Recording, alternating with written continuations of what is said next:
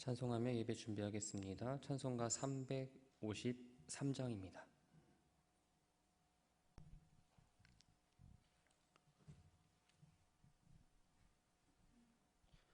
찬송가 353장입니다.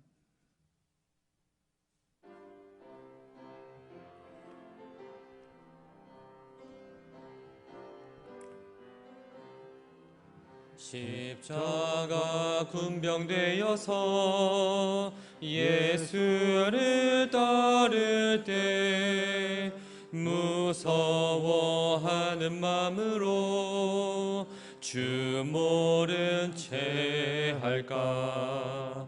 나의 주 그리스도 나를 속량했으니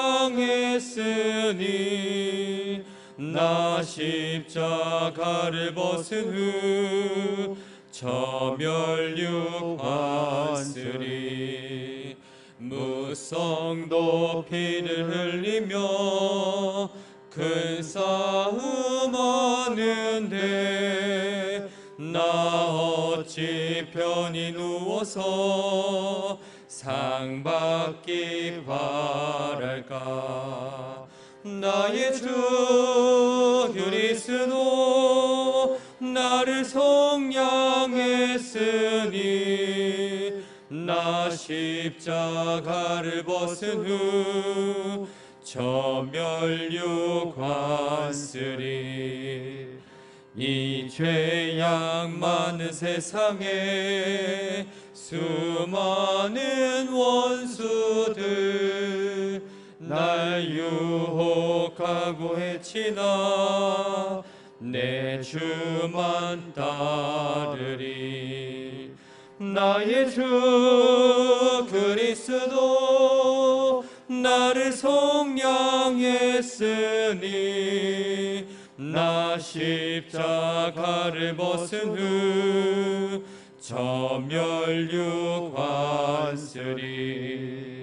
나 멸육관을 쓰려고 몸 바쳐 싸울 때 주 내게 용기 주시사 이기게 하시네.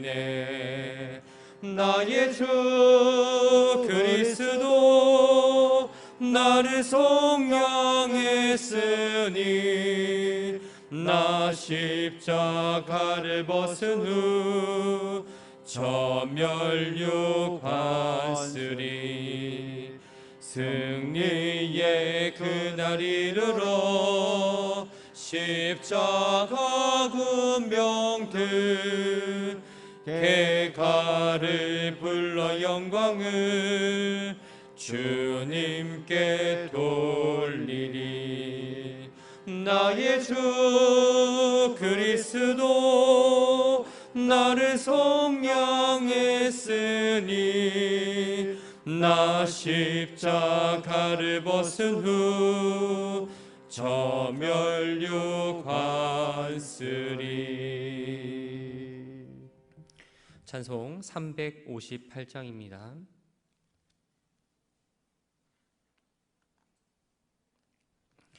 찬송 358장 우리 박수하시면서 함께 찬양하겠습니다.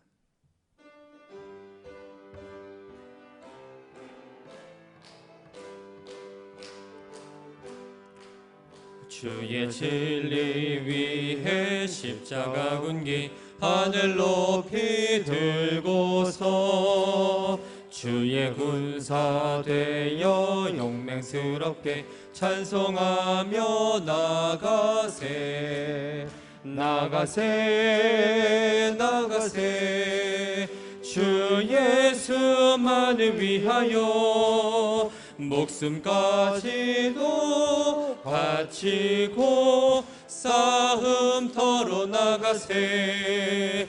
원수들이 비록 강할지라도 주의 군기 붙잡고 주의 진리 위해 용기 다하여 분발하여 싸우세.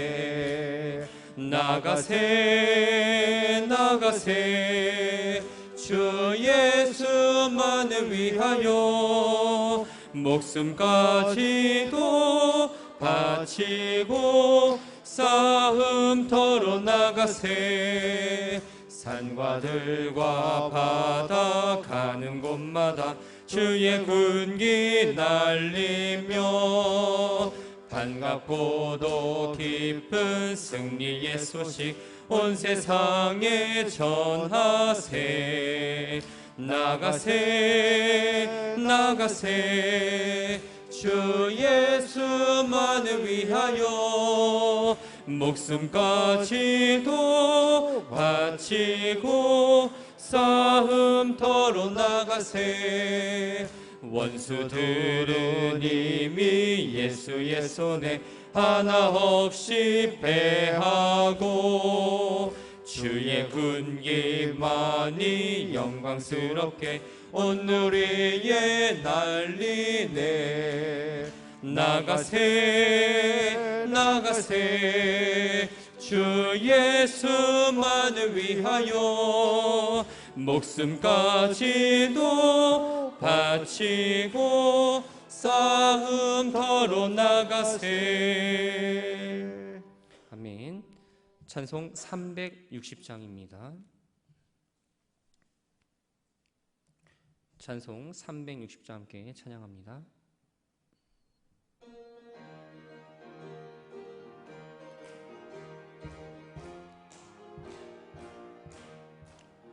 행군나 팔소리에 주의 호령 났으니 십자가의 군기를 높이 들고 나가세. 선한 싸움 다 싸우고 의의 면류관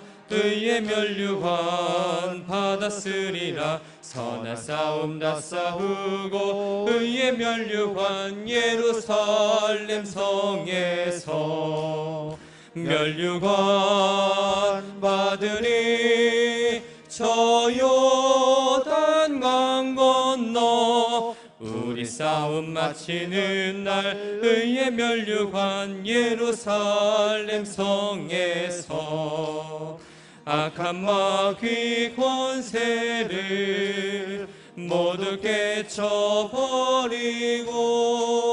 승리하신 주님과 승전가를 부르세. 선한 싸움 다 싸우고 의의 면류관 받았으리라. 선한 싸움 다 싸우고 의의 면류관 예루살렘 성에서 면류관 받으니 저 요단 강 건너 우리 싸움 마치는 날 의의 면류관 예루살렘 성에서 달려갈 길 다 가고 싸움 모두 마친 후 주와 함께 기쁨을 용사들아 누리세. 선한 싸움 다 싸우고 의의 면류관 받았으리라. 선한 싸움 다 싸우고 의의 면류관 예루살렘 성에서 면류관 받으리. 저 요단 강 건너 우리 싸움 마치는 날 의의 면류관 예루살렘 성에서. 아멘. 찬송 361장입니다. 찬송 361장 찬양하신 후에 허정승 원사님 기도합니다.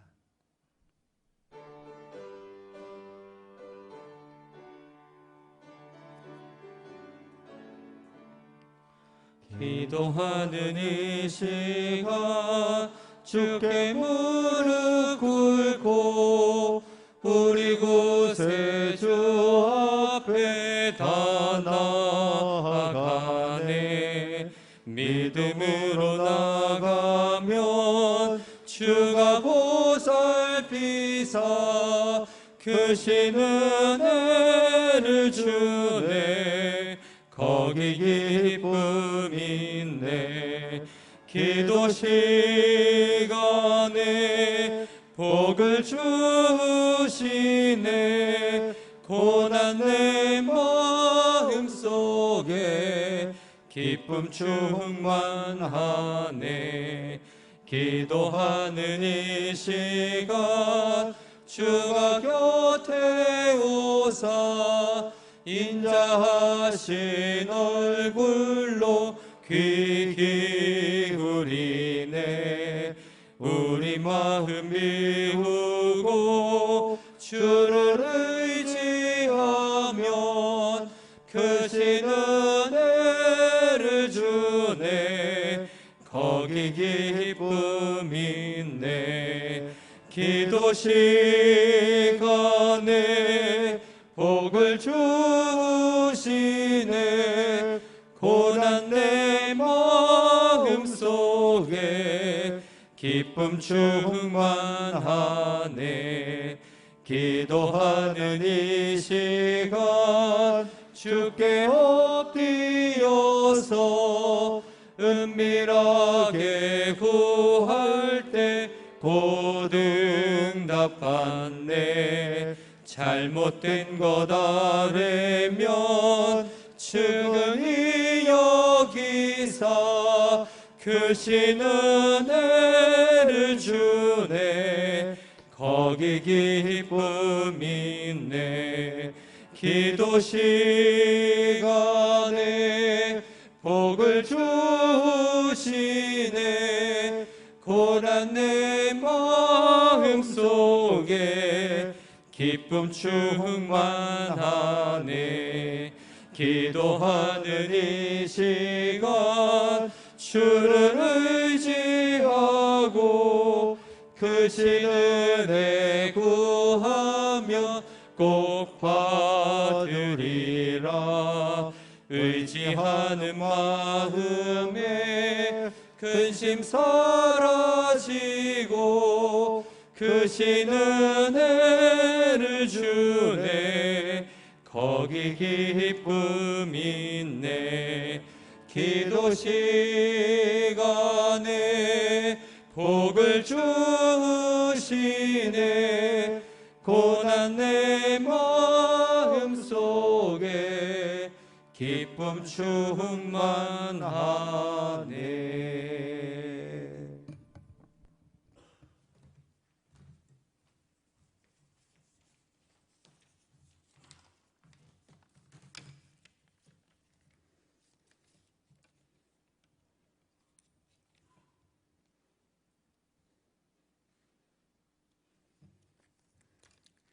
할렐루야. 주님의 은혜 감사합니다. 주님 사랑 가운데 많고 많은 사람들 중에 구별하여 주시사 수요 예배에 단을 쌓을 수 있도록 인도하여 주신 주님, 주님의 은혜 참으로 감사합니다. 이 시간 신동재 목사님의 말씀이 선포될 때에 말씀의 영이 우리 심령 가운데 임하여 주옵소서. 그래야 참된 제자가 되어 주님이 기뻐 받으시는 성도가 되게 하옵소서. 주님의 사랑으로 하나 되게 하신 주님, 주님의 사랑 가운데 예비하고 준비하여 귀하신 담임 목사님을 세워주심을 참으로 감사합니다. 새술은 세부대에 담으라는 성경의 말씀과 같이 성전 곳곳에 수리되고 있습니다. 주님 동행하여 주시사 깨끗하고 아름답게 수리되어 예배하는 자가 영과 진리로 예배하게 하시고 협력하여 선을 이루는 교회가 되게 하옵소서. 사랑의 주님, 나라와 민족을 위해 간구합니다. 주님, 이 나라를 지켜주옵소서. 나라의 대통령과 위정자들의 마음을 지켜주옵소서. 사람의 생각대로가 아니라 하나님의 섭리를 이루게 하옵소서. 그리하여 경제가 부흥하여 선교의 사명을 감당하는 나라가 되게 하시사 축복받는 나라로 세워주시옵소서. 원망과 불평할 때 전염병을 주신 주님, 원망과 불평이 아니라 감사하는 자가 되어 하나님의 나라가 사랑받는 나라가 되어 평안한 이 나라가 되게 지켜주시옵소서. 우리를 지키시고 인도하시는 주님의 이름으로 기도하옵나이다. 아멘.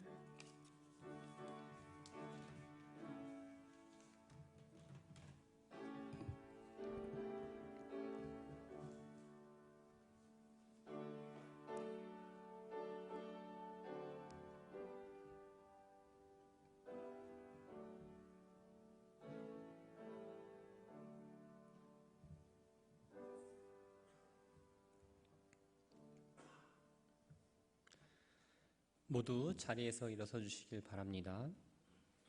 구약성경 다니엘서 제2장 14절부터 23절까지의 말씀을 함께 봉독하겠습니다.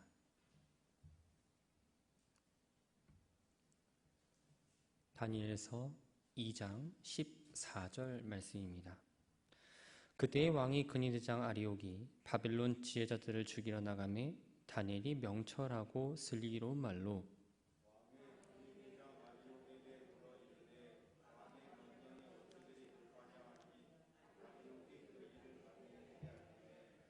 다니엘이 들어가서 왕께 구하기를 시간을 주시면 왕에게 그 해석을 알려드리리이다 하니라.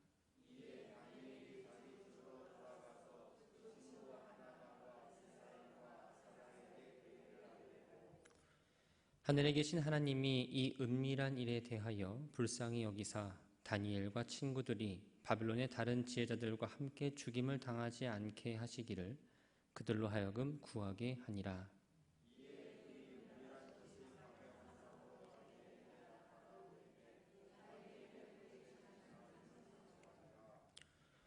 다니엘이 말하여 이르되 영원부터 영원까지 하나님의 이름을 찬송할 것은 지혜와 능력이 그에게 있음이로다.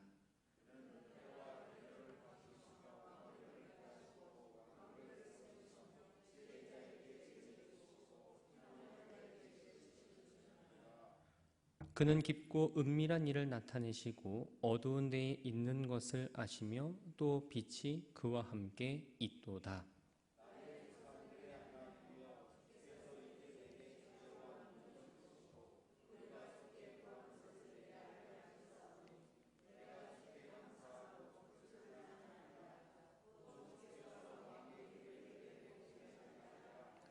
아멘. 자리에 앉아주시길 바랍니다.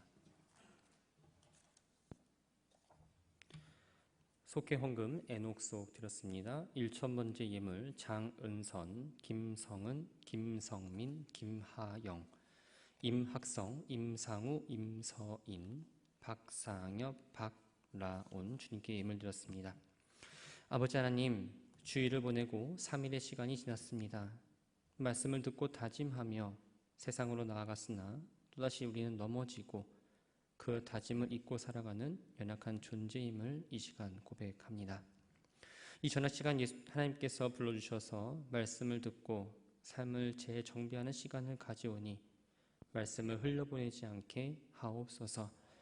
주님이라 부르는 우리들의 입술의 고백만이 아니라 삶으로 나타내는 신앙 고백이 되게 하시고 내 힘과 능력이 아닌 주님의 이끄심으로 살아가는 우리 모두가 되게 하옵소서.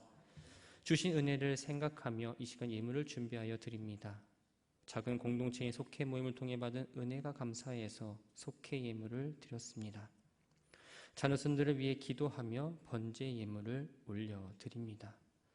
세상의 가치에 따라 판단하면 적은 금액일 수 있지만 예물을 준비하여 올려드리는 마음만큼은 신실하고 정성껏 준비하여 드리니 이 예물을 기뻐 받아 주옵소서. 이 시간 말씀 듣습니다. 전하는 자, 듣는 자 모두 하나님의 말씀 앞에 바로 서게 하시고 하나님의 말씀으로 내 영을 채우고 돌아가는 귀한 시간이 되기를 소망하며 예수님의 이름으로 기도합니다. 아멘. 광고 말씀 먼저 드리겠습니다. 오시면서 보셨겠지만 오늘부터 토요일까지 1층 로비와 또 휴게실을 지금 페인트 작업을 했습니다. 조명이 막 내려와 있고 그런데 새벽에 오실 때 겁먹지 마시고 오시는데 불편함 없도록 준비할 테니까 페인트가 혹시 묻지 않도록 꼭 조심해 주시기를 부탁드립니다. 그 예배당 들어오실 때 1층 현관은 문을 닫아주셨으면 좋겠습니다. 문을 열고 오시면 사람이 아니라 벌레들도 같이 쫓아 들어옵니다. 꼭 유념하셔서 문을 닫아주시기를 부탁드립니다.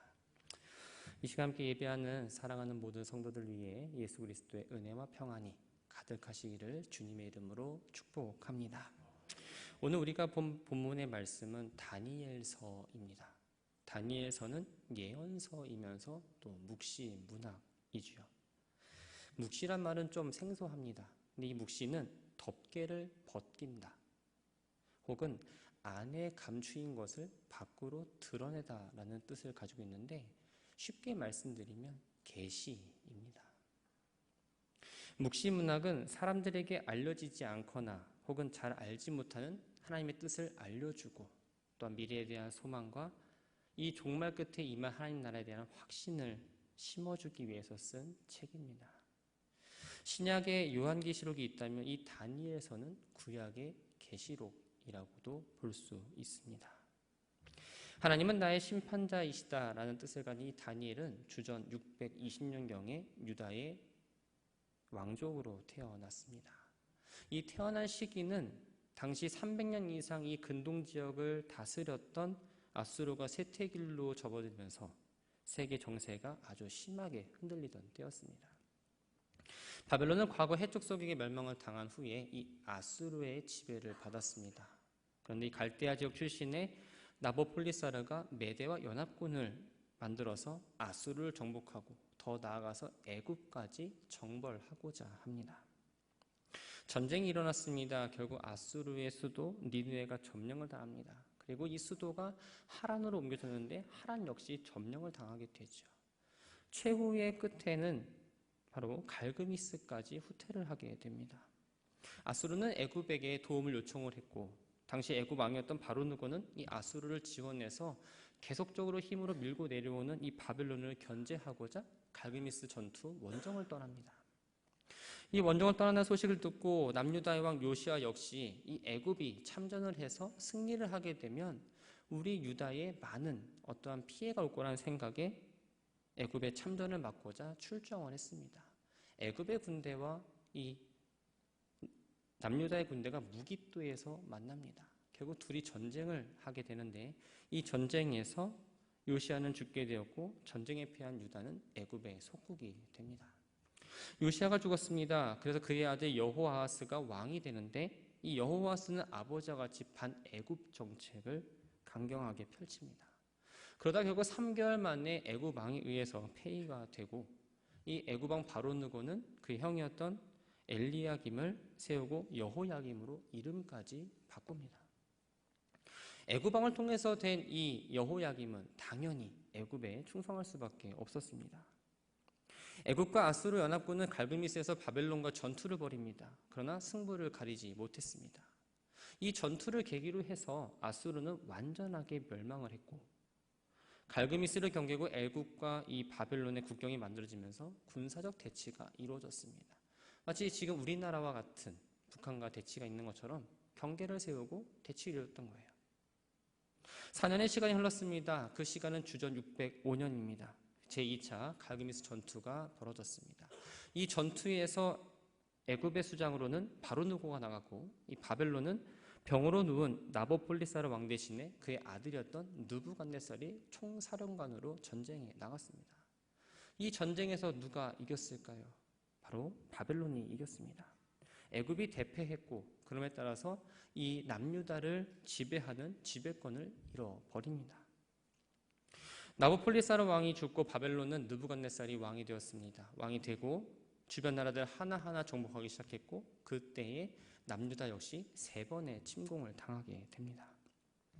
침공을 당할 때마다 유다 왕을 비롯한 백성들이 바벨론으로 끌려갔고, 결국 주전 586년에 남유다는 멸망을 하게 되죠. 다니엘서는 유다의 바벨론 포로기에 대한 서술로 시작을 합니다. 여호야김 왕이 되고 나서 3년 동안은 바벨론에게 열심히 충성을 했습니다. 그런데 애굽과 다시 동맹을 맺고 반바벨론 정책을 펴자 이 바벨론은 여호야김 왕을 쇠사슬로 묶고 바벨론을 데려가서 죽여버립니다. 뿐만 아니라 하나님의 성전 기구들을 약탈해서 자신들이 섬기고 있는 이방 신전 보물 창고에다가 보관하기도 했고, 왕족과 귀족들이 첫 번째로 포로로 끌려가는데 그때에 다니엘과 그의 친구들이 끌려가게 됩니다. 어마어마한 대제국을 다스렸던 이 느부갓네살은 다양한 민족에 대한 포용 정책을 가지고 제국을 유지하려 합니다. 그래서 포로들 가운데에 지혜와 지식이 뛰어난 인재들을 등용해서 바벨론을 섬기는 어떠한 관리로 세우고자 했죠. 그때에 다니엘과 세 친구들이 인재로 선발이 됩니다. 선발된 사람들은 3년이라는 훈련 과정을 거쳐야 합니다. 그 3년의 기간 동안에 바벨론의 언어를 배워야 했고, 바벨론의 문화를 배우고, 바벨론의 학문을 배워야 했습니다. 뿐만 아니라 그 3년 동안에는 그 왕이 내려준 음식과 포도주를 먹고, 훈련 기간이 끝나면 바벨론을 위해서, 또한 바벨론 왕을 위해서 충성을 다해야 합니다. 당시 인재를 선발하는 임무를 맡은 사람은 내시들의 장이라고 말하는 환관장 아스부나스가 맡았습니다. 그는 다니엘과 세 친구의 이름을 바꾸어 줍니다. 이름은 중요하죠. 이름은 존재를 의미합니다. 고대에는 이 이름이 꼭 그 사람의 존재를 의미했고, 이름을 지어주는 행위는 그 자체로 다스림을 뜻하기도 했습니다. 다니엘과 세 친구의 이름의 뜻에는 모두 이 여호와라는 이름이 원래 들어가 있었어요. 근데 이름을 바꾸고 나니까 그들의 이름에는 모두 이방신들의 이름이 들어갔던 겁니다. 훈련 기간만 잘 마치고 그냥 그 상황 가운데에 순응하면 이 다니엘과 세 친구들의 삶은 탄탄대로였습니다. 그러나 다니엘과 세 친구들은 이 훈련 과정 가운데에 왕이 음식과 포도주를 먹는 문제를 통해서 신앙의 위기를 맞이합니다. 다니엘은 왕의 음식과 포도주로 자신을 더럽히지 않겠다고 결심을 하고 환관장에게 나는 왕의 음식과 포도주를 먹지 않겠습니다. 그러니까 주지 마세요 라고 허락을 좀 요구합니다. 왜 이런 행동을 했을까요? 왕의 음식을 먹는다는 거 어찌 보면 내가 특별한 사람이다라는 것을 생각해 볼 수 있습니다. 흔히 오는 기회가 아닐 수도 있지요. 대접받는 느낌이 분명 들 겁니다. 그런데 이방에서는 이 술과 고기를 우상에게 제물로 먼저 바쳐졌습니다. 바벨론은 마르둑이라는 신을 국가의 신으로 섬겼습니다. 그래서 왕실에서는 이 마르둑이 바쳤던 음식을 먹었는데, 이 음식을 먹는다는 건 마르둑이 인생의 평화와 복을 준다라는 어떠한 신앙 고백에 대한 표현이었어요. 다니엘의 입장에서는 이 바벨론 왕이 먹는 음식을 나도 먹는다는 건 우상을 숭배하는 행위이고 또 하나님을 향한 배교의 행위라고 생각했기 때문에 그 왕의 포도주와 또한 왕의 음식을 거절하려 했던 겁니다. 환관장은 다니엘의 종교적 동기가 중요하지 않습니다. 그냥 먹여야 됩니다. 왜 그랬을까요? 왕의 음식을 먹지 않아서 이 발탁된 인재들이 혹시라도 홀쭉해지거나 병이 되거나 그러면 자신의 임무를 잘못했다는 이유로 처형을 당해야 되기 때문입니다. 다니엘은 하나님께서 도우신다면 비록 내가 채소를 먹을지라도 물을 먹을지라도 다른 동료들보다 더 건강하게 보일 확신이 있었습니다. 환관장으로도 거절당했으면 좀 포기할 줄도 알아야 되는데 이 환관장이 감독자로 세운 사람을 또 찾아가서 이야기합니다. 그래서 열흘 동안 내가 채식과 물만 먹고 나서 그 다음의 결과를 보고 할지 말지를 좀 판단해달라고 요청을 하죠. 열흘의 시간이 지났습니다. 채소와 물만 먹은 다니엘과 그 친구들의 그 모습이 고기와 술을 먹던 사람보다 더 훨씬 건강해 보이고 보기 좋았던 거예요. 시험을 통해 환관장과 감독자는 자신들이 만족할 만한 결과를 얻었기 때문에 이제 너네들은 그냥 채소랑 물 마셔 이러고선 왕의 음식을 주지 않았습니다. 신앙을 지키기 위해서 믿음으로 나아갔던 이 다니엘과 세 친구들의 모습을 보시고 하나님은 그들을 도와주셨습니다. 하나님께서 도우셨기 때문에 그들은 신앙의 문제를 해결할 수 있었죠. 신앙을 지키는 것뿐만 아니라 다니엘과 세 친구들에게 넘치는 지혜와 은사를 부어 주십니다. 특히 다니엘에게는 뛰어난 지적 능력뿐만 아니라 모든 환상과 꿈을 깨달을 수 있는 은사를 부어 주셨습니다. 포로로 끌려왔습니다. 어떻게 보면 그 출신 자체가 그렇게 좋은 출신은 아닙니다.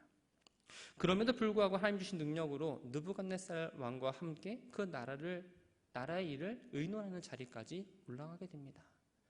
훗날 바벨론이 망하고 이 바사 제국이 다시 세워질 때에도 이 다니엘은 그 고위 관료직을 유지할 수 있었습니다. 사랑하는 성도 여러분, 우리가 하나님의 도우심과 일하심을 경험하려면 믿음으로 나아가야 됩니다. 그런데 더 나아가서 내 뜻이 하나님의 뜻과 일치해야 합니다. 가끔 기도 열심히 하지만 하나님께서 응답하지 않으신다고 불평할 때가 있고요. 또한 내가 믿음으로 나아가지 못할 때도 있습니다. 왜 그럴까요?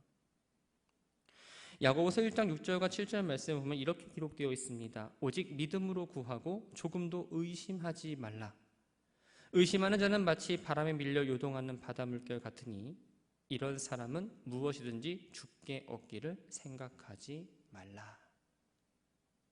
믿음으로 나아간다 말하면서도 한편으로는 하나님의 응답에 대해서 의심을 갖고 나아가면 안 된다라는 거예요.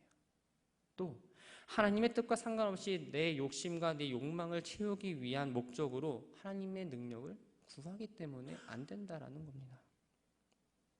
하나님께 기도하고 응답받기를 원한다면 내가 무엇을 구할까 이전에 의심을 먼저 버리고 나아가시기 바랍니다. 그리고 어린아이 같은 순수한 마음을 가지고 주님께 나아가 구하시기 바랍니다. 하나님은 기도자의 이러한 마음을 먼저 보십니다. 그리고 기도의 제목이 하나님의 뜻과 일치한가를 본다라는 거죠. 5만 번 이상의 기도 응답을 받은 이 조지 뮬러가 그렇게 많은 응답을 받을 수 있었던 것도 자신의 욕심을 채우기 위한 기도가 아니라 하나님의 마음과 하나님의 뜻에 합당한 기도를 드렸기 때문에 기도 응답을 받을 수 있었습니다. 바라고 소망하는 건 하나님을 향한 내 믿음이 온전히 서 있는지를 늘 점검하시기 바랍니다. 내 믿음이 하나님과 잘 서 있는가? 또 내가 하나님께 기도할 때에 하나님의 뜻에 합당한가를 여쭈어 보시기 바랍니다. 내가 필요하기 때문에 내 할 말만 하는 그런 기도가 아니라 하나님, 이것이 하나님의 뜻입니까? 그리고 하나님께 기도하고 하나님께서 말씀하시는 그 뜻을 순종하겠다는 마음을 갖고 기도하시기 바랍니다. 내 뜻과는 다르지만 하나님 뜻을 내가 온전히 순종하겠습니다 라고 나아갈 때에 하나님의 응답이 오고 내 삶에서 그 응답이 드러나는 삶을 살아가는 저와 여러분들이 되기를 주님의 이름으로 축원합니다. 느부갓네살 왕이 되어서 이제 2년의 시간이 흘렀습니다. 어느 날 꿈을 꾸고 나서 그 꿈으로 인해서 마음이 답답하고 잠이 오질 않았어요. 우리도 꿈을 꾸고 나면은 이게 개꿈인가 무슨 꿈인가 하루 종일 해결을 못하면은 답답합니다. 고대 사회에서 꿈은 신의 계시라 믿었기 때문에 이렇게 쉽게 넘어갈 수 있는 문제가 아니었습니다. 그래서 느부갓네살은 자신의 꿈을 해석할 사람들을 불러 모읍니다. 일반적으로 왕이 꿈을 이야기하면 그 꿈을 듣고 해몽가들이 해몽을 합니다. 이 꿈은 이러이러한 의미가 있습니다. 그런데 느부갓네살은 꿈을 먼저 말하지 않고 이 해몽가들이 내가 꾼 꿈이 무엇인지 맞추고 그 꿈에 대해서 해석을 하라라고 이야기를 합니다. 왕이 꿈과 해석을 말하지 않고 그들 보고 알라라고 말한 건 이 해몽의 진정성과의 관련이 있었습니다. 꿈에 대한 해석이 옳고 그른지의 여부를 판단하려면 그 결과를 나타날 때까지 기다려야 합니다. 그런데 꿈의 내용을 알아낸 사람이 그 꿈을 가지고 해석을 한다면 꿈이 성취될 때까지 기다릴 필요가 없습니다. 그리고 그 해석에 대한 어떤 믿음과 신뢰가 있다고 이 느부갓네살은 생각을 했던 거죠. 느부갓네살은 꿈을 해석하기 모인 이들에게 니네가 내 꿈을 이야기하지 못하고 해석하지 못하면 너희의 몸을 쪼갤 것이며 너희의 집을 거름더미로 만들겠다라고 말합니다. 그런데 꿈을 이야기하고 또 꿈에 대한 해석을 잘 말하면 너희가 선물과 상과 큰 영광을 내게서 얻으리라라고 말합니다. 꿈을 해석하기에 모인 사람들은 한 번 더 이야기합니다. 왕이여, 꿈을 우리들에게 이야기해 주십시오. 그러나 왕은 얘네가 내 꿈을 맞추지 못한다는 생각에 시간만 벌려고 한다라고 생각을 했습니다. 왕으로부터 꿈을 듣기 원했던 이 술사들은 꿈과 해석을 아는 건 인간의 영역이 아니라 신의 영역에 속하는 거다라고 말합니다. 신만이 할 수 있는 이 일을 왕이 지금 우리들에게 요구하고 있기 때문에 우리는 왕의 명령을 수행할 수가 없습니다 라고 이야기했던 거예요. 그렇게 말하면 봐줄 줄 알았던 것 같아요. 그러나 왕은 이렇게 얘기합니다. 꿈을 아는 게 신의 영역에 속한 거라면 바로 그 신의 힘을 빌려서 꿈을 알아맞혀야지 라고 얘기했던 거예요. 만약 신의 힘을 빌리지 못한 자들이 꿈을 해석한다라는 그들의 말은 모두 거짓말이다 라고 생각을 했습니다. 결국 느부갓네살 왕은 이 바벨론의 모든 지혜자들을 죽이라 명했고 사람들은 다니엘과 그 친구들도 찾아서 죽이고자 합니다. 다니엘이 포로로 끌려온 지 얼마 되지 않아서 이제 죽음의 위협을 맞이했지만 당황하지 않고 침착하고 지혜롭게 그 상황을 대처했습니다. 왕의 명령을 수행하러 가기 위한 근위장 아리옥의 길을 막으며 물읍니다. 왕의 명령이 어찌 그리 급합니까? 이 말은 어째서 왕이 그런 끔찍한 명령을 내리셨습니까? 라는 의미입니다. 아리옥은 친절하게 왕의 명령에 따라 이 왕의 꿈을 알지 못한 이 바벨론 지혜자들을 죽여야 한다고 말을 해줍니다. 모든 이야기를 다 듣고 나서 다니엘이 생각을 했어요. 자신이 해야 될 일이 무엇인가? 왕의 신임 받던 지혜자들이 이제는 불신임을 받게 되었고 그들이 죽음을 당하게 된 상황에 처했습니다. 그들뿐만 아니라 다니엘 자신도 또 자신의 친구들도 목숨을 잃게 될 게 뻔했던 겁니다. 그렇다면 내가 이 일에 관여해야겠다라는 마음이 들었어요. 다니엘은 왕에게 가서 자신에게 시간을 주면 반드시 내가 왕이 꾼 꿈이 무엇인지도 맞추고 그 꿈에 대해서 해석도 해드리겠다라는 약속을 합니다. 그런데 사실 다니엘도 왕이 무슨 꿈을 꿨는지 몰랐습니다. 그러나 다니엘은 다른 사람들과 다르게 왕이 꾼 꿈이 무엇인지 또한 꿈에 대한 해석을 알려주실 분이 하나님이라는 사실을 믿고 나아갔던 겁니다. 왕에게 약속을 하고 돌아온 다니엘은 새 친구를 찾아가서 문제를 얘기하고 함께 기도해 줄 것을 요청합니다. 이들은 앞서 왕의 음식을 먹지 않기로 결단하고 실천해서 하나님의 은혜를 받았던 경험이 있던 사람들입니다. 그 경험을 바탕으로 하나님을 향한 믿음이 온전했기 때문에 그들은 기도할 수 있었습니다. 사랑하는 성도 여러분, 삶의 문제 해결의 연속이다라는 책이 있을 정도로 우리는 늘 크고 작은 문제를 마주합니다. 이 문제가 끝나면은 조금 평안하겠지 하지만 이쪽에서 또 문제가 터집니다. 이것도 해결하고 나면 또 다시 이쪽에서 문제가 터져요. 늘 문제의 연속입니다. 여러분들이 문제를 만났을 때 가장 먼저 하는 게 뭔지 한번 생각해 보셨으면 합니다. 대부분의 사람들 아마 문제가 생기면 학연, 지연, 혈연을 통해서 나를 도와줄 사람들을 찾고 그 사람을 통해서 문제 해결 방법을 요청을 할 겁니다. 이런 과정 가운데에 사람들과 관계가 새롭게 만들어지기도 하고 또 돈독해지는 경우도 있지만 반대로 철석같이 믿고 어려움을 얘기했다가 실망하고 내가 다시는 사람을 찾지 않겠다라는 다짐을 할 때도 있었을 겁니다. 기도하는 사람은 아무것도 할 수 없는 상황에 있을 때에 먼저 그 문제의 상황을 파악을 합니다. 그리고 사람을 찾는 것이 아니라 기도로 하나님께 지혜를 구합니다.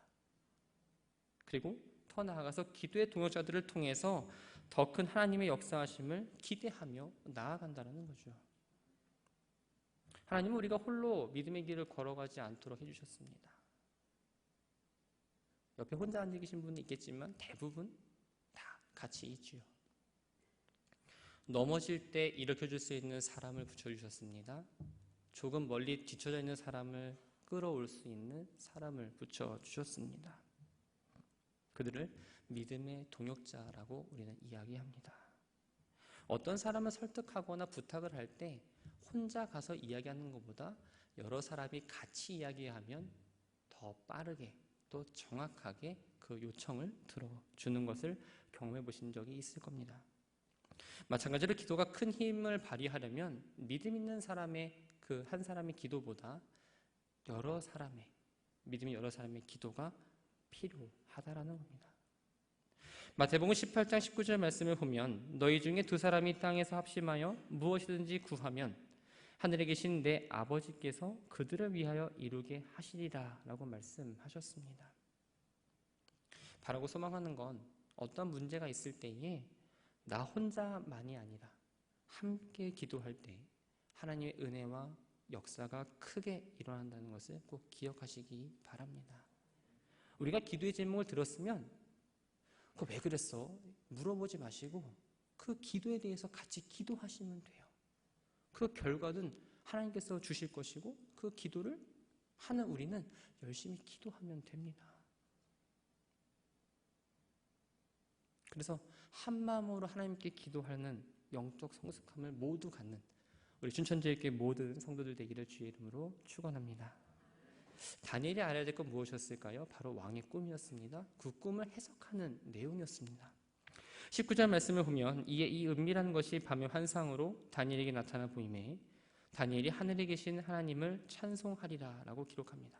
여기서 이 은밀한 것은 느부갓네살 왕이 꾸었던 꿈의 내용을 말합니다. 하나님께서 다니엘과 세 친구들의 믿음의 기도를 들으셨고 환상으로 다니엘에게 보여주셨습니다. 하나님으로부터 응답을 받은 이 다니엘은 얼마나 기뻤을까요? 가장 먼저 무엇을 해야 했을까요? 아마도 왕에게 달려가서 왕이여, 왕이 꿈꾸면 이거고 이 꿈에 대한 내용은 이거니까 하나님, 왕이여, 이 지혜자들을 다 용서해 주십시오 라고 가장 먼저 그 문제 해결을 위해서 준비했을 겁니다. 그러나 다니엘이 가장 먼저 했던 건 무엇이었습니까? 기도에 응답하신 하나님께 감사하고 하나님을 찬양하는 것을 우선순위에 두었습니다. 다니엘은 이 찬송을 통해서 바벨론이 예루살렘을 멸망시키고 자신들이 비록 지금 이 땅에 끌려와 포로의 삶을 산다 할지라도 온 땅의 참된 통치자는 하나님이라는 사실은 변하지 않는다라는 어떠한 신앙 고백을 하고 있습니다. 대제국들이 나타나고 통치자들이 세워지는 모든 과정이 하나님의 섭리 가운데에 있음을 다니엘은 깨달았던 겁니다. 그래서 다니엘은 하나님을 나의 조상들의 하나님이라고 고백을 했습니다. 비록 자신이 지금 바벨론에 끌려와 그 나라의 술사들 중 한 명으로 취급은 당하지만 비록 바벨론의 왕의 신하가 된다 하더라도 나는 여전히 이스라엘의 하나님을 섬길 거라는 어떤 신앙 고백이었던 겁니다. 사랑하는 성도 여러분, 모든 기도는 믿음으로 구합니다. 그리고 감사와 찬양으로 맞춰야 합니다. 예수님께서 10명의 나병 환자들을 치유해주셨습니다. 근데 그 가운데에 한 사람만이 예수님 옆에 나와 하나님께 영광을 돌리고 예수의 발 앞에 엎드려 감사를 고백했습니다.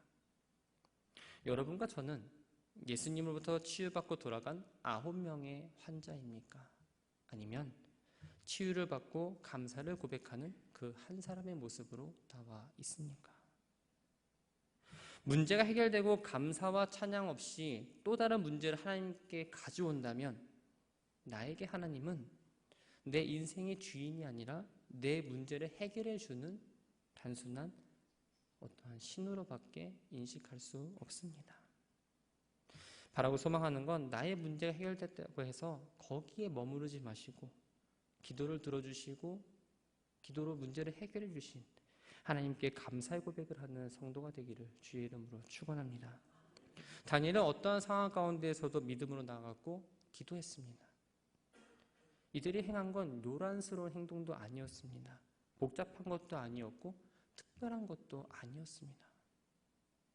그들은 기도를 했고 기도에 대한 응답에 감사와 찬양으로 하나님을 잊지 않았습니다.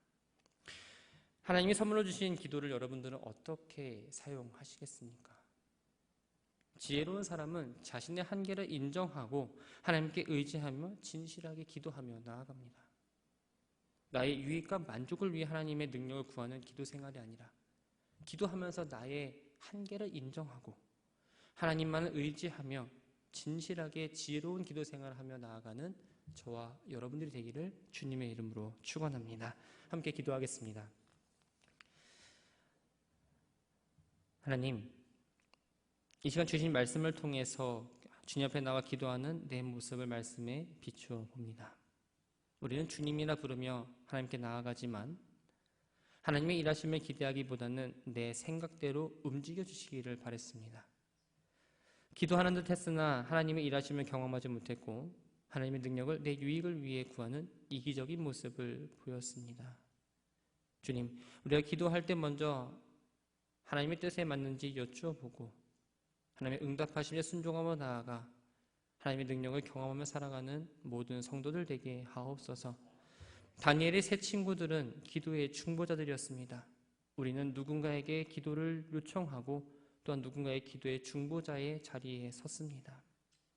기도의 제목을 가지고 함께 기도할 수 있는 이들이 주변에 있음을 감사하게 여기고 내가 그 자리에서 중보기도자의 역할을 맡을 때에도 잘 감당하게 하옵소서. 하나님께서 기도를 들으시고 역사하실 때에 문제 해결로만 끝나지 않고 믿음의 기도를 시작하여 감사의 고백으로 마치는 지혜로운 기도 생활이 되게 하옵소서. 이제 다시 교회 문을 열고 세상으로 나아갑니다. 이 시간 주신 말씀을 붙잡고 또한 이 시간 기도하며 다짐했던 것들을 기억하며 주님의 인도하심으로 날마다 승리하며 살아가는 복된 성도들 되게 하옵소서. 지금은 우리 구주 예수 그리스도의 크신 은혜와 하나님 아버지의 크신 사랑하심과 성령님의 교통하심이 하나님의 일하심을 믿음으로 기대하며 기도하며 나아가는 하나님의 뜻에 순종하며 겸손히 감사의 찬양을 드리기를 다짐하며 나아가는 사랑하는 모든 성도들 위해 지금부터 영원토록 함께 하시기를 간절히 축원하옵나이다. 아멘.